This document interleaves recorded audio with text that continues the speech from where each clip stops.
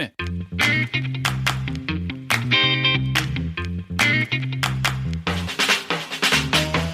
Welcome to the Senior Rehab Podcast. The podcast for rehab clinicians that want to better serve older adults. And now, your host, Dustin Jones.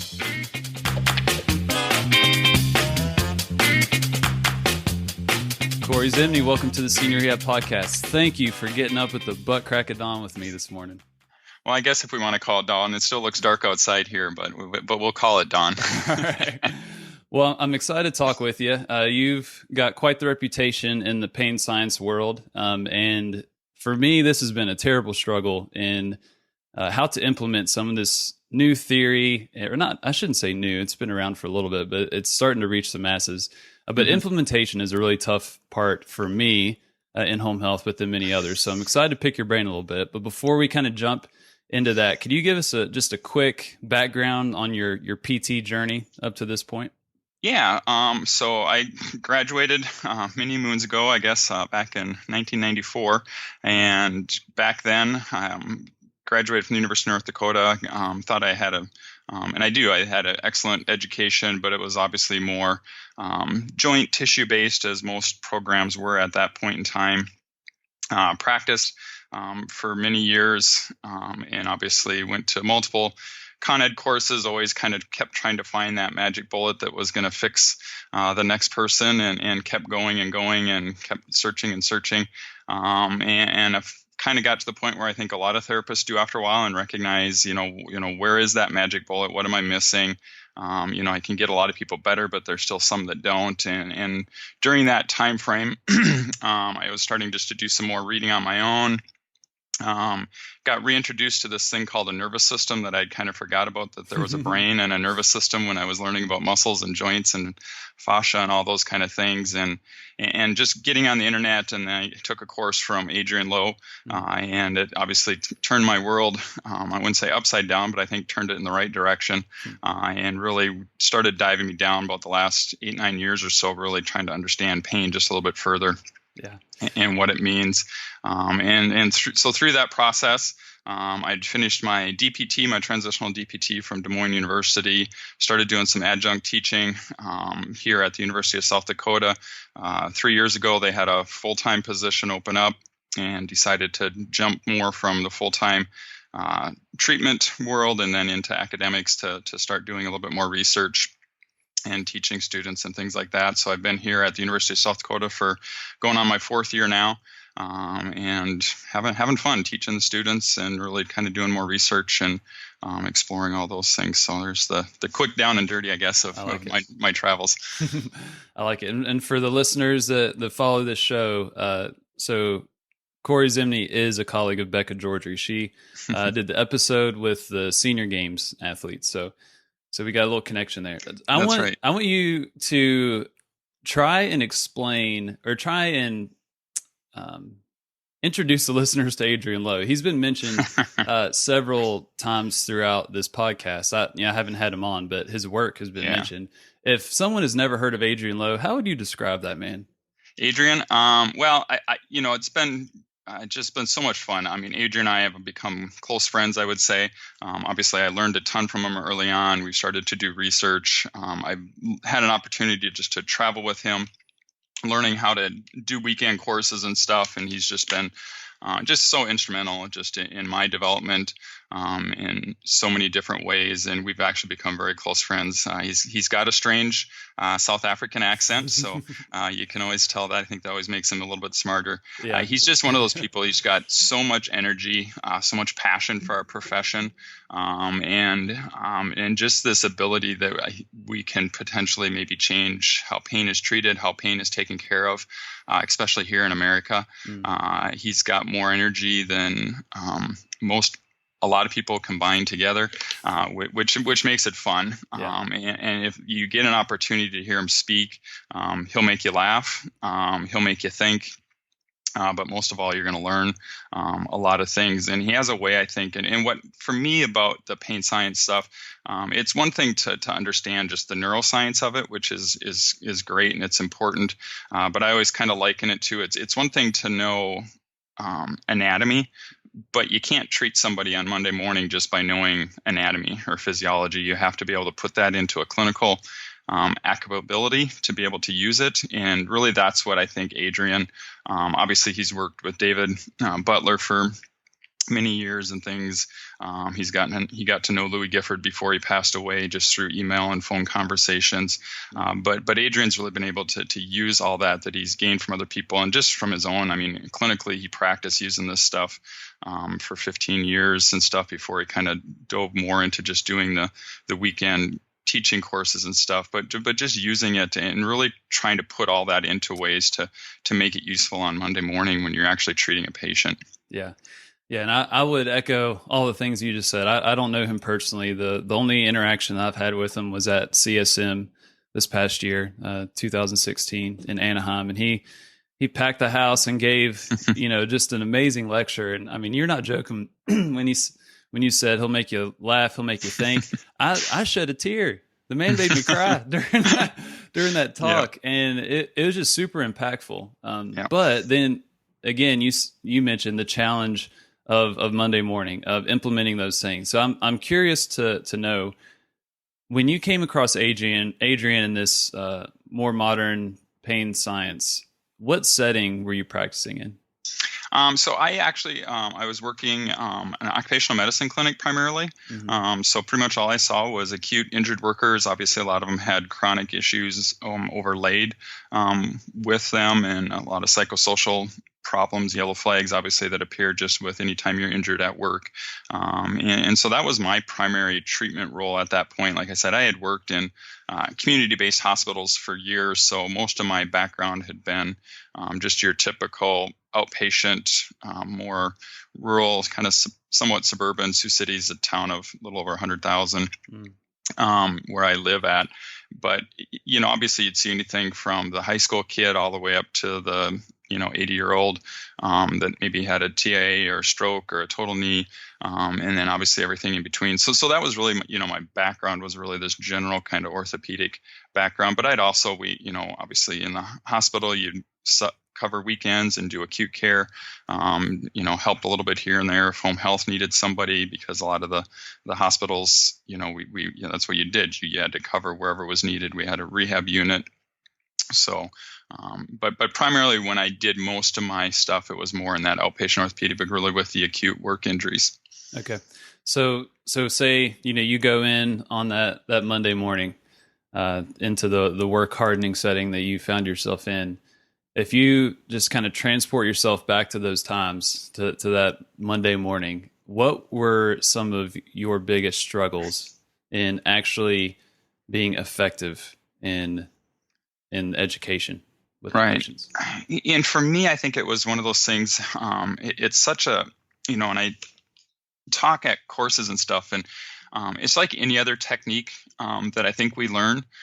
You go to a weekend course and you learn some new manual therapy technique, and the first time you put your hands on the person in class, it's pretty sloppy, it's pretty ugly.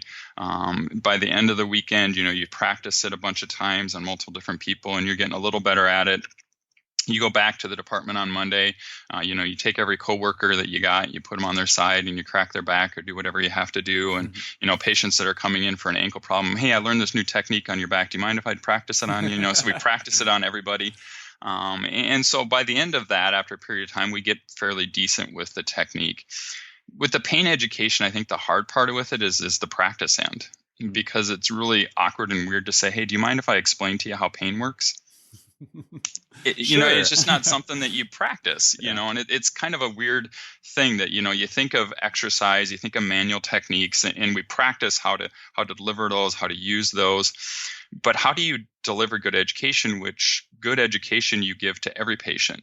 I can learn a really cool cervical technique on somebody, but unless you have a cervical problem, I'm never going to use that technique on you. So on a typical day, I might have one or two people that might need that technique. Patient education is every patient that walks through your door, and we just don't really practice it a lot. And so really I think part of my benefit that I had is because of the just rapid turnover with acute injuries and stuff like that is, I saw 10, 12 new patients a week probably on average. So I got the chance to practice it my delivery over and over. And it was probably, like I always joke, it was probably after the first year or two. So after I had about 500 or 1,000 times done, I actually started feeling comfortable with it.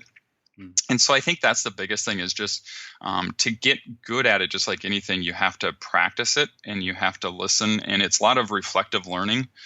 So after you try to educate somebody on it, you have to reflect both in action, after the action, to say, what went right, what went wrong, how are different ways I could do that, what words did I use that may have been helpful, what words did I use that may have been harmful, and then just constantly working to refine that. And it takes a little bit of effort and commitment, I think, by the therapist to really be committed to say, I think this approach is going to be helpful, and it's going to take a while till I get good at it. And I think that's the part where probably some people struggle is, just like any technique, you try it, and if it works, super, it's great. You put it in your toolbox, you keep using it. If it doesn't, you just throw it to the side and pick on the next exercise or the next manual technique. But with pain science, it's you really got to kind of stick to it. You got to develop the stories that match your own kind of lifestyle, your own approach. We kind of give just our overview of metaphor stories that have worked for us through the years.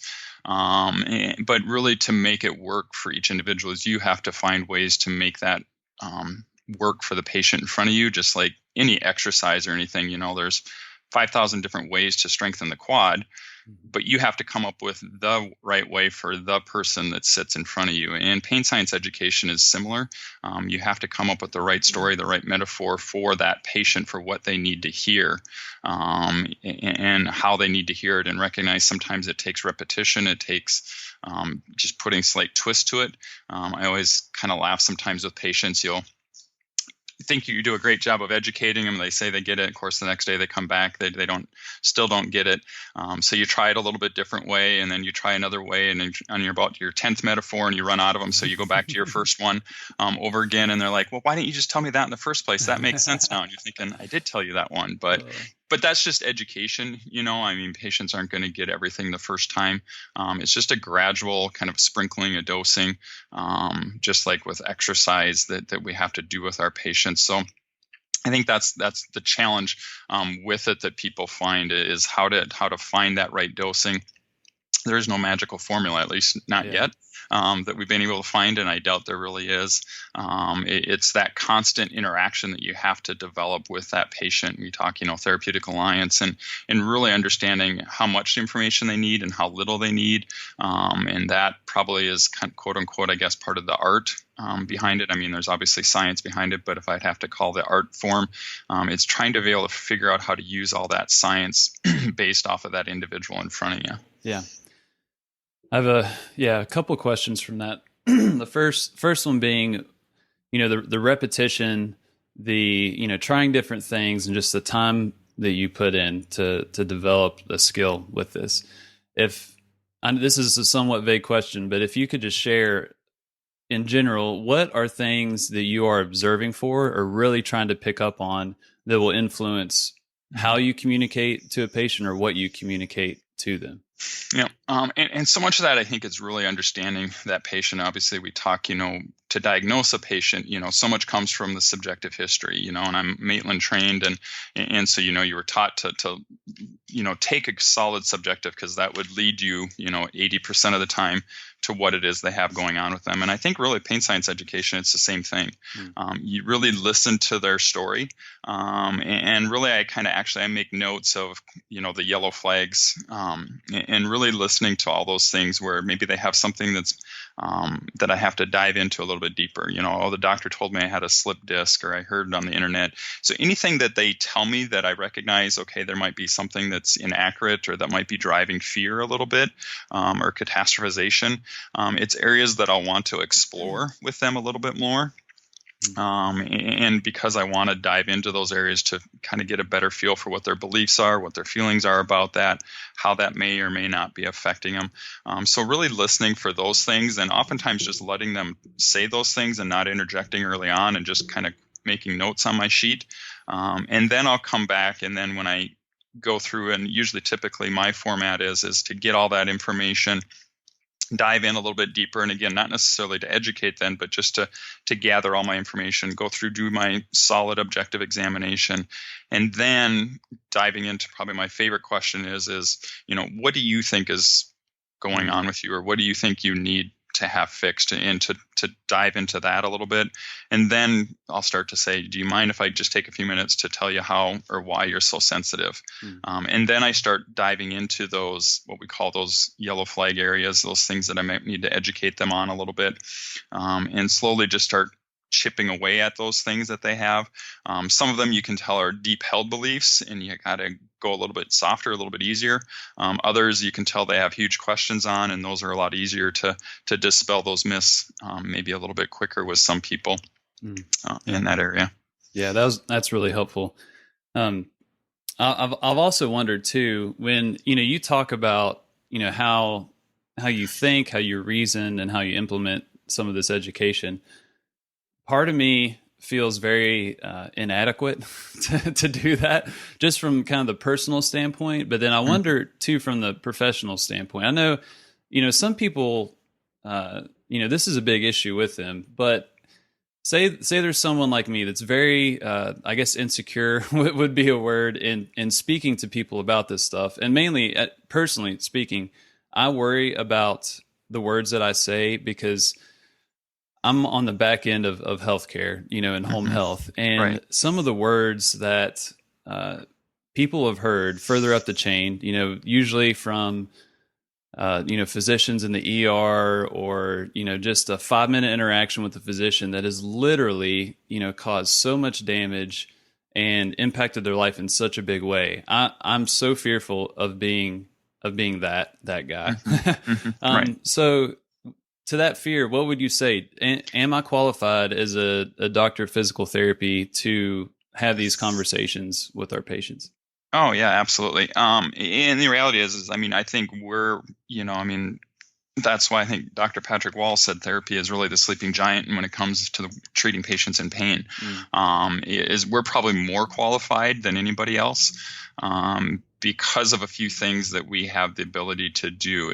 One is we understand this neuroscience stuff. Even if you were a therapist like me that thought it was all about joints and muscles, you still had to learn the neural stuff. People that learned the neural stuff and remembered the neural stuff are a step ahead of where I was. And so we have the ability to understand the whole neuroscience of how it all works. As therapists, as a general, we have this ability to be empathetic, and we have this ability to communicate and educate and empower patients very, very well. That's why our patients do as good as they do, is we have those skills, which is a part of educating them. And so we have those skills very much just through our training that we got to be a physical therapist, to be skilled at delivering this. I think the fear of saying the wrong word, we talk about the words that we use and choose and all that kind of stuff. And I get worried sometimes. I think we've almost, as we always do, swing a pendulum a little too far, that we've got so people afraid to say anything now. And I know, I'll say things every now and then, and people are like, oh, how could you use that? Wouldn't a person get afraid? Sure they could. And I think that's part of it.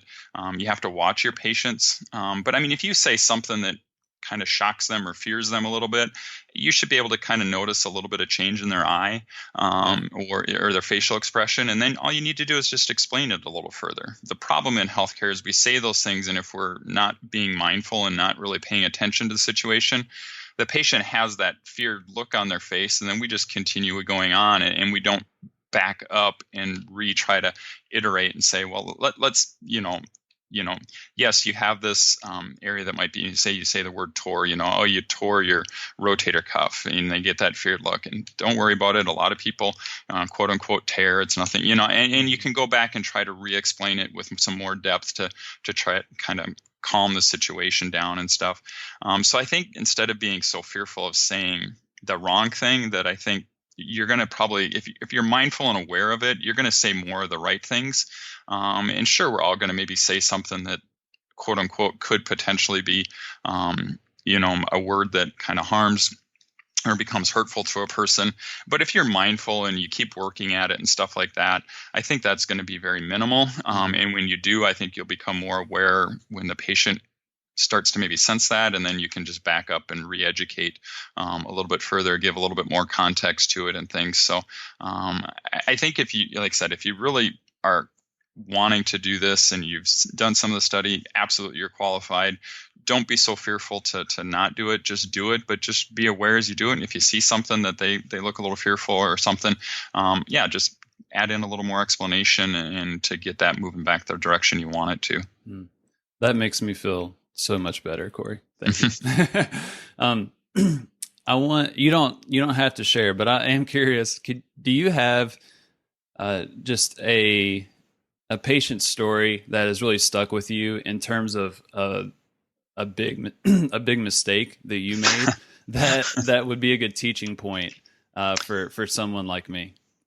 Yeah, well, and I think that's somewhat, with pain science education, it's, everybody feels like, unless the person's pain instantly, should just massively disappear. I mean, obviously, you read our case studies that we publish, or if you go to a course, we'll tell you how, we did a little education in the patient in 4 or 5 visits. That's not the norm. And I hope people don't, ever get that impression. Sure, we share successes because it's neat to see when it does work that way. But the vast majority of the time, you're just trying to dispel a few myths, a few fears that a patient has, but it's still the therapy that's key to a lot of it, as far as good exercise and manual techniques. And I think sometimes people think that, all you got to do is just talk your patient's pain away. And our research has shown quite significantly, you can't do that. Yes, you need to plant those seeds so that they start viewing their movement and their fears and anxieties differently. And then as you introduce motion and movement to them, their brain reprocesses that sensor information for the movement, and that's what gradually moves them to healthier behaviors, leads them to hopefully moving more in a less fearful way. And then over time, that's then what actually shifts so that they don't have that same kind of pain experience. And so I think that first, with any patient story with that, I can think of a lot of failures, that you said words. Probably my favorite one, it's not necessarily anything I said, it's just where some patients are at. I had a lady, sometimes just to get them to recognize that your brain sometimes makes inaccurate decisions or choices. It's kind of like, why am I having pain? And it's, I don't have it, quote unquote, the x-ray imaging. It doesn't show anything. How can I still have my pain? So sometimes we'll use like the optical illusions and stuff. And I'll use the one with like the checkerboard, with the light casting a shadow over the cylinder and kind of showing how the two squares are actually the same color, yet in the context, they look like there's a dark and a light one. And so I'll do that in the clinic sometimes. And I had this one lady, and so I actually have the little square pieces and I pull them off to the side, and I said to her, so you can see how now they're the same color. And she goes, oh, no, I'm really good with shades. And it was one of those situations, to be honest, I didn't know what else to do. And she was a shoulder patient. And I said, well, let's go get on the arm bike. And it was just that. I realized at this point in time with where she was, I wasn't going to adjust or change that. So I just have to be mindful and just continue with the exercise, and there have to be a different way, a different approach. But and so realize with the pain science, Adrian's been doing this 20 plus years. I'm going on close to 10. There's still patients that I'm sure I say things and they'll go back to the doctor and they just think it's all in my head. It happens to us. It's going to happen to everybody. Don't get upset by that. You can't fix everybody. That's okay. Yeah. And I think what puts us in a unique position, you spoke to this earlier, is that, and I'm more speaking to myself, is that even if I do say the wrong words or just screw up royally, I am still a physical therapist that spends, at least 2 to 3 hours a week with my patients. And I can very easily show them that I actually care. And just for me personally speaking, that I feel like that has softened a lot of the reactions to things that I may say that are not the wisest things to say. And that's a very good position to be in. And on the other hand, my wife is in the emergency room, and she does not have a lot of time with people at all, but most of the patients that she sees would benefit from this pain education. And that is such a complex situation to work with. So when she talks about her patients that are catastrophizing and all these things that, indicate that they would benefit from some pain education, I'm not jealous of her, because I've got three hours a week for, a month or two versus the 5 minutes that she has with her patients. So I appreciate your perspective and just, being open to share some of those stories. Yeah. And I think just, again, that going back to kind of that, fear of saying the wrong thing and stuff. And I just trying to keep it on a simple, practical kind of metaphorical speaking side of things. I kind of look at it that it's kind of like if you just take diet. Obviously you want to try to eat healthy, good, whole foods and things like that on a regular basis. If every now and then you eat a Twinkie, it's not going to be the end of you. So occasionally if you throw in the wrong word or something like that, it's not going to be the end of it, because in the end, if you're dosing it more with the good, healthy stuff, those little bits of maybe I didn't say it quite the right way, sure, that's a learning tool for the next time. But in the larger, bigger picture, it probably doesn't make that big a difference. And being so fearful not to give anything, that's probably more of a negative. And then worrying that I'm always getting the perfect food. As long as you're dosing it primarily with the good stuff, occasionally you throw in a Twinkie, who cares? Yeah. You're really good with the metaphors. Do you have any recommendations for people that want to learn more of these, especially the pain metaphors? Any good resources? Yeah, well, obviously, the textbook, Adrian and Louis put the Therapeutic Neuroscience Education book, we shared just some of our top story metaphors in there. That's one thing with our certification or our online course that we do, our TPS, Therapeutic Pain Specialist program we have program. That's what we actually do on our second weekend intensive that you come to is, you have to come with your own story and metaphor. And so every participant in the course has to come with their own, and you get in small groups and share them with each other. And so we really challenge people to expand all the stories and metaphors and make them specific to what you do. And I think that's just it. That's where the time thing comes in. That's where the more people that you get around that are doing this stuff, they'll share stories and metaphors. And I mean, that's, with our group at ISPI, I mean, that's one of the fun things we get together is we just share stories and metaphors and stuff like that. And we just learn from each other. And, I pick up stuff from Steve Schmidt and Terry Cox and Adrian and Louis Pentadura. I mean, it's really just that just like you learn new exercise manual techniques from other people, it's sharing these stories just as well that you can pick up and learn from each other. Awesome. And for all the listeners, I'll link to all those things in the show notes for sure. So I wanted to transition a little bit and go into some listener questions. So these questions were fielded on the Senior Rehab Project Facebook group. And we got 5 questions. So, your answers could be long or short, whatever you think is sufficient. Okay. So the first one is Janie Oyakawa. All right, I got it. So she said, or she wanted to know about therapy's role in reducing opioid usage, since it is reaching an epidemic proportion, which, most of us have seen the hashtag Choose PT campaign by the APTA. It's a big topic in our profession. How do you see our role in this epidemic?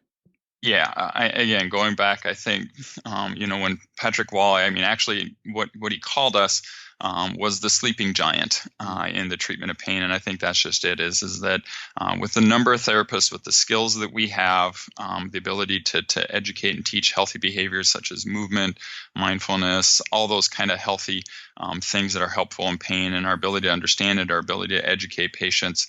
The problem is that sleeping part, I don't think we've understood our massive, significant ability that we have, and we've yet to try to fully deliver and show the rest of the medical world how much value we have, and actually just the world as a whole and the general public, the value that we have. So I think, obviously I'm extremely biased being a PT, but I think in many senses of the word, if done properly, we are that answer, because again, I think exercise and movement along with education, is really the key component to it. Obviously, we need to work within a health team.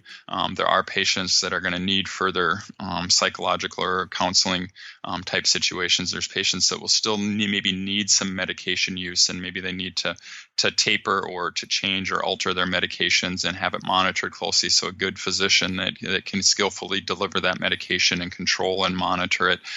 There are some patients that may still need some of that because of biological changes that have happened in their body. It's like telling a diabetic that, yes, exercise helps control your sugars, but a type 1 diabetic is probably always going to need, we don't have a cure for it yet. They have a chemical imbalance in their body. And I think unfortunately, some patients do have some chemical shifts and adjustments that exercise alone may not be enough. But the addition with exercise and good delivery of medication, it can be useful. So I think we're really that forefront, that need to be that frontline practitioner for these patients. When you look at just something like fibromyalgia, and when Cochrane Review comes out, and actually gives a gold stamp of approval, which they just don't normally do. Usually they tell you there is no research, or the research that's out there is crap. When they give you the gold stamp approval with fibromyalgia, it says you need to be doing exercise, that is a mandatory treatment. Geez, how cool is that? Cognitive behavioral therapy. That's basically what a lot of this pain science education is. As you're changing people's cognitions and beliefs about their pain. So recognizing that we can do 2 of the 3 things. No, we can't deliver the medication, but we can deliver 2 of the 3 things that are gold level evidence. That's pretty cool.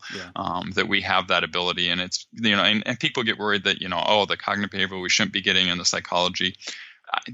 One thing that I've had the fun opportunity is talking and working, and we brought in psychologists to teach at our conferences and stuff. I was just teaching a course a couple weeks ago in Fargo, and there was 2 psychologists there. That is one of the, I do love that group of healthcare practitioners. They don't feel any turf battle problems. We always get worried of stepping on turf, that we're on somebody's toes and, they welcome us. They open their arms. They give us information. Francis O'Keefe was at our conference this summer, and he was just more than glad giving us information. He does a lot of work now training therapists in these things, because there's a lot of us as therapists. So we're, like I said, when you have a huge epidemic, pardon the language, you need a huge effing army. We have a lot of good therapists out there that can do this, and I think we play a key role in that.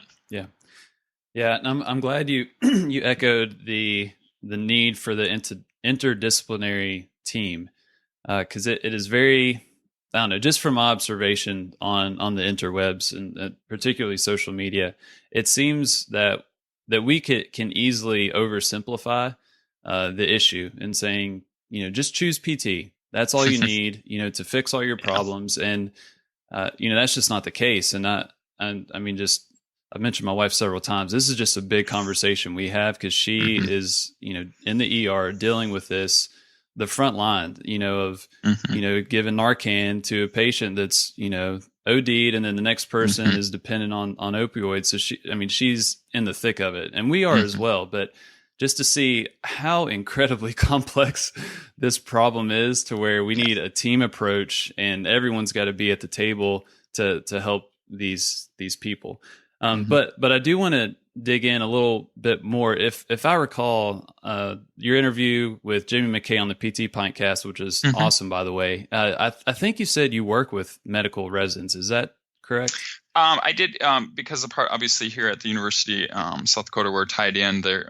Obviously, we have a medical school. There's a residency program that we're attached with. So I went up there and just did a noon hour kind of luncheon as part of one. They have different educational training sessions, kind of the lunch hour, lunch and learn type of thing. So I've had an opportunity to go up there and talk to the residents in regards to just a short, kind of understanding pain and understanding, how therapy can be involved in that process. But it's I wish we could do more, across disciplines and things like that, here in the academic world.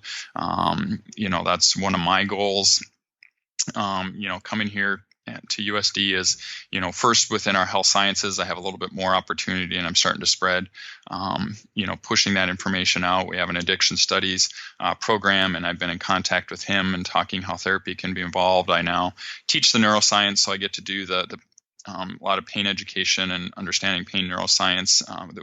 It's a combination for our PT and OT classes. So I've taken that class over, and so starting to spread some of this throughout the other healthcare disciplines.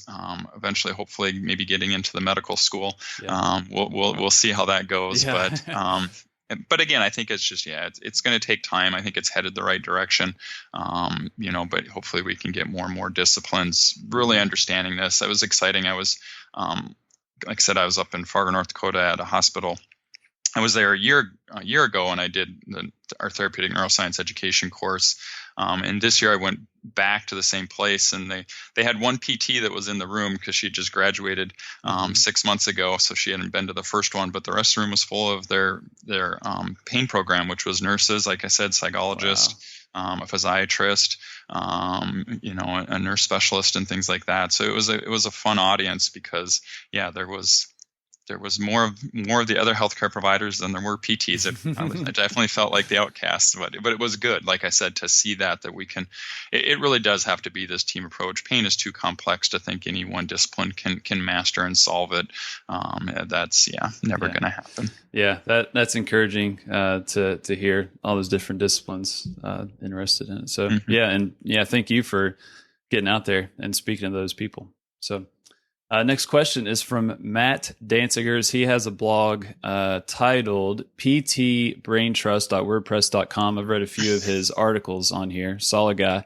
He asked, what does Kory consider when pain education falls short after multiple visits? And I think we touched on this a little bit, and I'll just add to that after multiple visits, because many of us that listen to this podcast, we interact with people that, have had decades of maybe harmful beliefs about themselves, about how their body works, about their pain and their issues. So what are your considerations when, things just aren't working as you'd intended? Yeah. And that's just, everybody's at a different phase of where they're ready to hear it. And I'd love to hear Matt's answer to this as well, because he's got just as probably much experience in this stuff as I do. But, I really think, we have to recognize that some patients just aren't ready for it. They have too many barriers. And a lot of times these thoughts and things like that, if they're at that low level, kind of what we kind of talk about the transtheoretical change model, if they're at that pre-contemplation stage, they're going to need time just to process this stuff. So basically, all you can do is just drop a few things that's probably going to alter or be a little bit different to what they maybe believed. And you're just going to have to let that sit and percolate inside of them. How long is that going to take for them to contemplate, to come back and say, I've been thinking about what you said, and I have some questions about that. That could sometimes be a week. It may end up being 2 years. And I think sometimes you have to recognize that certain people, they're just not ready, or they have too many other misheld beliefs. All you can do is just throw out these nuggets just to make them stop to think and wonder, well, why does that work that way? How can somebody not have an arm and still have pain in their arm? How does something like that work? And just let them percolate, but they have to come back and have to ask the questions. I can open up a fire hydrant and dump out all sorts of education, but if you're not open, you still don't necessarily have to take a drink out of the fire hydrant, even though you're getting sprayed by water. They have to be open to it. And if they're not, then you have to recognize it's not yet the time or place. So you just drop a few of these nuggets, let it percolate inside of them, let them eventually come back to ask the questions. Once they come and asking questions, then now you have them in a better space to be open to the education and changing and altering their beliefs. So again, if it falls short, if it isn't working, don't, just like anything else, if an exercise isn't working or a manual technique's working, don't keep doing it over and over again. Sure, you try to alter it, you try to modify it a few times, but after a while, you have to recognize we need to go to a different approach and along those ways. Yeah, that's helpful. I think that your response there really speaks to the next question, which, my gosh, I'm not jealous of Nicole. Nicole Nixon, Yeah. she said, I have a 75-year-old patient with beginning stages of dementia who just had a cervical fusion. He was under the impression that it was going to help him walk better after 2 years. That's not the case. So the healthcare team is trying to navigate an underlying neuro issue affecting his walking, but the patient is still adamant about a lumbar fusion and opioids to help. She needs some ideas. And I think you gave her plenty in that last response. Are there any others that come to mind when you read that very complex situation? Yeah, a lot of people ask that, does pain education work, with dementia or head injuries and stuff like that? The truthful answer is we don't know. We just haven't really studied in that population a whole lot. We do have in some of our areas, and people in the VA, we're working with them, and obviously they're coming back with TBIs and post-traumatic stress disorders and things like that. And just like anything, we don't fully understand the dementias and all that and how the brain's processing. But nonetheless, we still try to provide it. We know that if you provide it, the good news about it is, unlike a fusion, the complications are a lot lower with delivering education, whether they understand it or not. And I think sometimes with these people that, if they have a distinct belief, of why he thinks, a lot of times you just have to explore with that person. So why do you think the fusion is going to help you? Yeah. And just find out what they think, explore into that, and just to try to help. And anytime they bring up something, you have to, well, it's because, I had gone numb. Well, your image shows this, which means it doesn't do this. So why do you think that? You just have to kind of slowly walk through that. It gets hard because sometimes there's questions that you may not be able to come back to, or answers that they have. But you have to just help them kind of explore that kind of the Socratic questioning, challenge some of their beliefs in that fashion to let them kind of come to the answers. Like I said, I think when we deliver good pain education, when the patient can come to the questions and eventually come to the answers, that's when it's most effective, as compared to just me giving you the answers and stuff. And usually in healthcare, that's what we like to do. We like to sit you down and bombard you with how much we know. Right. And it just doesn't seem to work as effectively as when I can have them ask the questions, and then I can provide some information or provide it in a way that they will have to answer it on their own. And so with somebody like that, I think obviously those are the challenging cases, and those are some of the ones that, again, we don't have all those answers yet to help everybody. But I think trying to maybe just have him question through what we're, be honest, what we do see, what it is that we're still trying to find out, and just being authentic as far as what we do know, what we don't know with the condition that he has, that we're still exploring things. These other things might be a part of it. A fusion, this is what we do know about fusion, that if you have these signs, you have significant, saddle paresthesia, you got muscle weakness, a certain level and stuff like that. Absolutely go in and get your lumbar fusion, but go ahead absolutely and do that. Your outcome is going to be great. You were in a major car accident and you have shifting of your vertebrae. Absolutely have a fusion. Those cases, we know the outcomes to those are great. The other ones, flip a coin. And some patients, they might be okay with flipping a coin. And sometimes it's educating them. Great, if this is where you're at, let's go forward with it. But recognize afterwards, you're still going to need to move. You're still going to need to do things. Recognize if it does help your pain, wonderful. If it doesn't, that's okay. Then we know that wasn't the issue. And then we move on to the next thing and help them not look back negatively. So you can kind of preemptive education. So if it doesn't work, that they understand that, hey, maybe this won't work, but I'm willing to take that risk. Just be a part of that shared decision making. But ultimately, it's the patient's choice with their autonomy to pick what they want to do. Just help make sure that they're making the best, most informed choice they can. Yeah, that's good. And when I read that question, the first thing that came to my mind, if I were to add my 2 cents, is just the importance of just kind of this people around that patient, that there's a unified message or belief, whether it's the family or a caregiver or the physicians involved.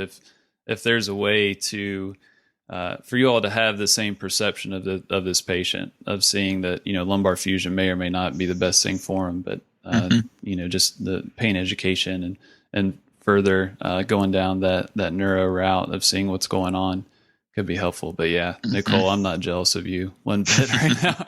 All right. So Christine Cabral, she asked, is it correct to tell my patients if they are at an 8 or above on the pain scale, then their pain is not under control and they need to contact the doctor? Is there work to be done by therapy? Or sorry, is there work done to be done therapy wise if the pain is that high, or do we wait until the pain is under control? And I will raise my hand, say, I deal with this all the time, and everyone listening has a similar situation. So is there work to be done therapy wise if the pain is that high, or do we wait until the pain is under control? Yeah, I think there's always work that we can do from a therapy standpoint. I don't care if you're a 12 out of 10 or where the person is at. In regards to the number, to me, the pain number is just, I think sometimes we look at that pain scale number and we still correlate pain with injury. Mm-hmm. And if we see the number real high, we think there must be a lot of injury. And even though maybe we consciously know that, because we're trying to gather and just take a hold and grasp what this pain science stuff means. But I still think there's part of us that still sees 8 out of 10 going, God, they must have something a lot wrong with them. So they should see a doctor first and not therapy. Mm. And I think we need to recognize, one is you can have 8 out of 10 or 12 out of 10 and have phantom limb pain, and there's nothing, quote unquote, physically wrong with somebody. And somebody else might say it's a 0 out of 10 and they got a broken bone. We see stories on the internet that people have a broken bone and they'll say it's 0 out of 10. Well, does that mean you should start therapy? No, you probably should get the bone set first, right? Yeah. And so don't let the number really do anything. To me, the number just tells me, if nothing else, it tells me how much distress the person is in, or how much difficulty they're having coping with it. And so I don't think there is any number that we should or shouldn't do therapy with. If they say they're a 0 or if they're a 12, if there's something that we can work on from an impairment standpoint or a functional standpoint, we can provide therapy. And really, if their pain is that they can't move or we can't touch them, kind of what we call the too hot to handle patients. So if you had somebody with, CRPS or something like that where we can't touch them, the therapy then that we maybe need to do is probably more along the graded motor imagery standpoint. And we probably need to begin there in regards to our therapy, where we can actually start working on that body part, but not by having to do quote unquote traditional therapy where we're exercising, moving it, stretching it, loading it, those kind of things. We probably have to start more back a little bit from the traditional therapy standpoint and go into the graded motor imagery and work on the, make sure their laterality is in place, make sure we can do sensory discrimination training, do some motor imagery, maybe some mirror box. So we probably have to go to those type of things. If the pain is so out of control that I can't touch or can't move the area, then I probably need to provide my therapy along those lines. Yeah, that's a good thought. This is my personal question. So I'm in home health. We have to do, the pain scale every visit, and it, there's a lot of weight put on it. I'm at the point now where I wonder if me asking that question does more harm than good. What are your thoughts on the pain scale? Yeah, I mean, it's one of those things patients know. I mean, we've trained everybody so heavily now, they know it. Mm-hmm. I try to play it off as little as possible. I want to know what's your function. Yeah. And as therapists, that should be our biggest question. And really, I was actually pleasantly, I was listening to a physician talk about, again, proper dosing of medication and stuff like that. And it was neat to hear him even talk about that, when he gives pain medication and opioid and stuff like that, it's not if their pain gets less, it's if their function improves. If he doses them so high that their pain actually drops, but they're basically comatose and can't do anything, he goes, that's the wrong dosage. Because if they're not functioning, then that's the wrong dose of medication, which was pleasant to hear that they were, that he was talking that the right dosage doesn't mean your pain level goes up or down. It's can you function better? And so really that's with patients, that's what I want to know. Sure, I have to write down the number. Patients will come in. If I have to ask them the number, I'll say, what's your number? I even avoid the word pain. Patients know what you're talking about. Right. They'll tell you I'm an 8 today. Great. how are you moving? Are you able to do this? Did you do your exercises? You were supposed to walk that long. Were you able to walk along? Why couldn't you walk that long? Why did you go further? That's what I want to know, is how you're functioning. And patients are still stuck on pain. I'll say, well, how are you functioning? How are you moving today? Oh, I'm a 6. Great. I'll write it down. Now, how are you functioning? So sure, we write the number down. Unfortunately, we've trained our population and the world that we have to give that number. But yeah, to me, it doesn't mean much. It's that person's sense of how well they're coping. It doesn't tell me anything about their nociception. It doesn't tell me how much tissue damage is going on. To me, the pain scale number is just their subjective report of how well they feel like they're coping, and how much they're in distress. And so, sure, it's helpful to understand that. I would say, as I'm doing things, is it making it worse? Yeah, I don't want to do that. We need to modify. We need to shift. We need to adjust. I get less worried about the number, as I use terms like, is it tolerable? I want you to exercise and do things where it's still tolerable. If it's a 8 out of 10, 9 out of 10, but I can still tolerate it, great. Let's keep exercising. Yeah, it's to a level I'm not sure it's starting to bother me more. Okay, let's modify, let's adjust. So yeah, some people, if the pain goes more than 1 or 2, then, I'll do it till it goes 1 or 2 higher. I don't even worry about that so much. I want to just know, is it tolerable, and, are you able to cope with it and work through it? So, yeah. What do you think the future of the pain scale is? Do you think it's on its way out?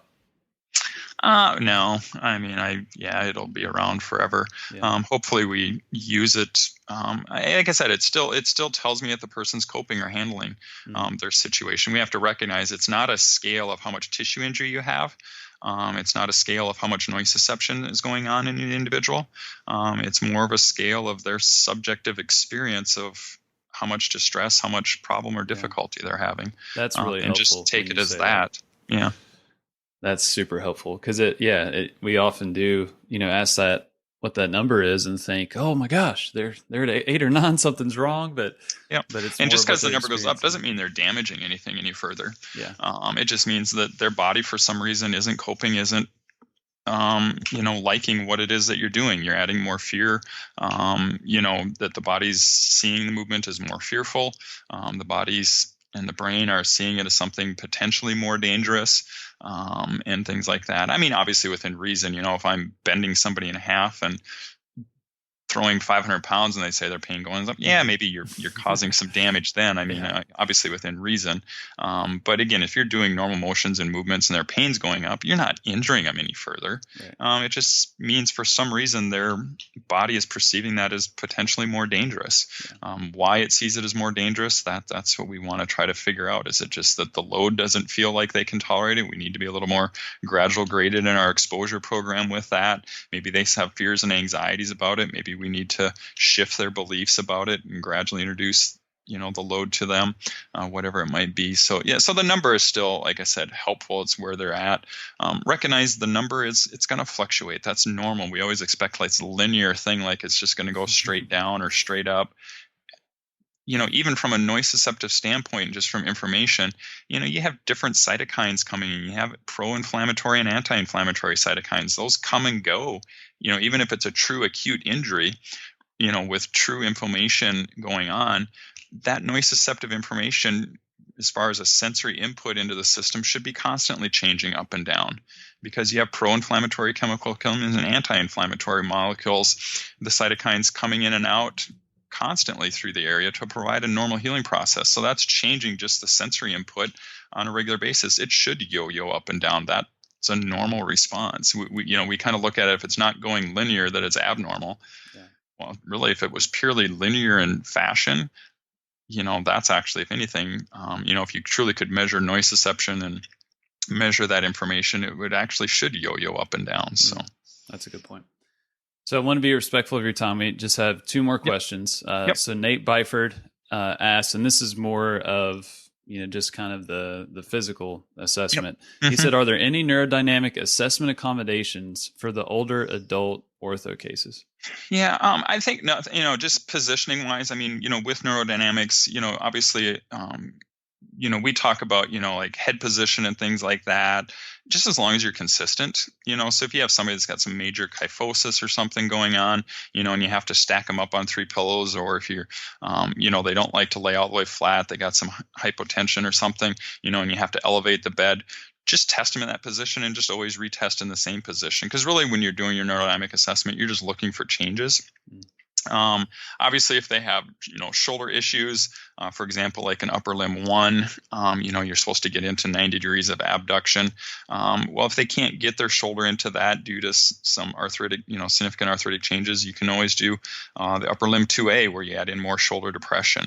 And so you can modify those things in those directions. So those are just a couple that kind of come to mind. But the big thing is whatever position you can get him into, just as long as you repeat it and do it the same way the next time, you're fine. The nervous system, you're just trying to see can you make changes. Awesome. All right, and the last question, my favorite. So let's say we're at CSM. You have every geriatric rehab clinician in the room. You have their attention for 30 to 60 seconds. What would you want them to know? What would I want them to know? Pain is complex, but the treatment doesn't necessarily have to be. I think if you help a patient understand it better, you explore the person's why they hurt maybe. You can't tell somebody why they hurt, but you can explore it, and the patient oftentimes will come to an understanding of why they hurt. And you can help make patients a lot healthier by exercising and moving them, and just doing it in a context that's less fearful for the patient, and gradually grade and exposure them to motion and movement. And many, many patients are going to do better. That's awesome. You're so encouraging. You're making me feel better about this complex issue. But I really do appreciate your perspective and just how you break things down. And I'm sure the listeners will agree with this. But for me, I read a bunch of blog posts. I hear the theory, and that's been really helpful just to hear, to see pain as more complex than the gait theory. Yeah. But you've provided very practical tips that I can go use today, when I go see my patients. So thank you for that. And I'm just really encouraged, because it's hard to find the practical tips, easy to find the theory. So thank you for that.